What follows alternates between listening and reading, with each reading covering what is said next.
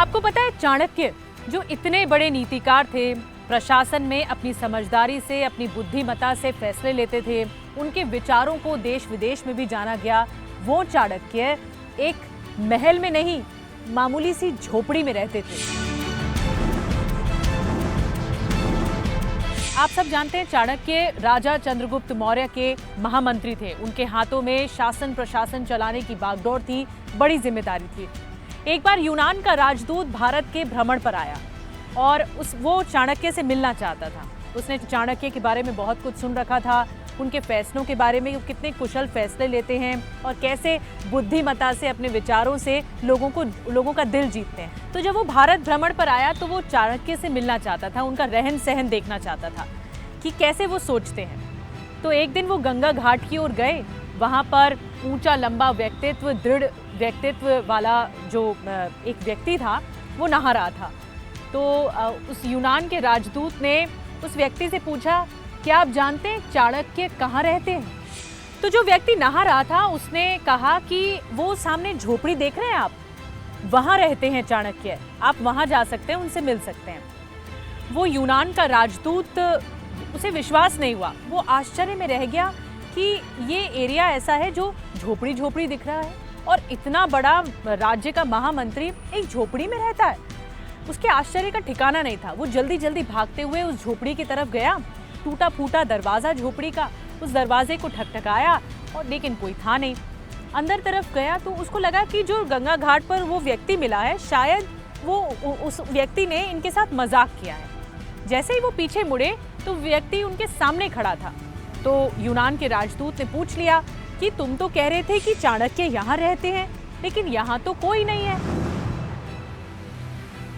उस व्यक्ति ने कहा कि आपका मेरी छोटी सी नगरी में स्वागत है, मैं ही चाणक्य हूँ। यूनान के राजदूत के आश्चर्य का ठिकाना नहीं था। वो उनसे पूछ पड़ा कि भाई मुझे लगता है तुम मेरे साथ मजाक कर रहे हो। तो तब चाणक्य ने कहा कि नहीं, मैं मजाक नहीं कर रहा हूँ, मैं ही चाणक्य हूँ। तो उन्होंने पूछ लिया कि इतना बड़ा राज्य का महामंत्री तमाम ऐशो आराम छोड़कर, महलों में रहना छोड़कर एक मामूली सी झोपड़ी में क्या कर रहा है? तब चाणक्य ने कहा कि अगर एक ऐसा व्यक्ति जिसके हाथ में शासन प्रशासन की बागडोर हो, जिम्मेदारी हो, वो व्यक्ति तमाम सुख सुविधाएं, वैभव से भरे महलों में लबालब रहे और तमाम ऐशो आराम करे, तो वो जनता का दुख कैसे समझ पाएगा? और अगर जनता का दुख समझना है तो सबसे पहले जनता के दुख दर्द को समझने के लिए उनके बीच जाना होगा।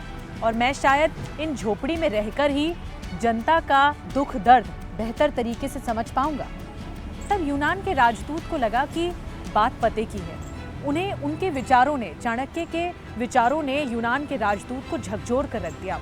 और अगर आप देखेंगे तो आज के समय में भी ये बात बहुत प्रासंगिक है, ये बात तर्क संगत भी है कि जो व्यक्ति शासन की बागडोर संभालता है, अगर उसका ध्यान सिर्फ ऐशो आराम, महलों में रहना, तमाम सुख सुविधा से इस पर ध्यान जाए तो वो जनता पे ध्यान कैसे केंद्रित कर पाएगा?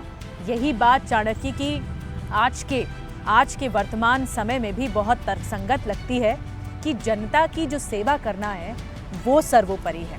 और तभी चाणक्य ने कहा भी था कि राजधर्म का मतलब ये नहीं कि राज करने पर ध्यान दें, राजधर्म का मतलब ये है कि जनता की सेवा के प्रति समर्पित रहें।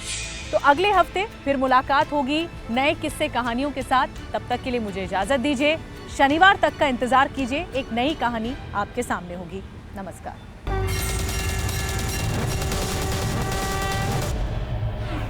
हर बड़ी खबर सबसे पहले आप तक पहुंचे, इसके लिए सब्सक्राइब करिए रिपब्लिक भारत।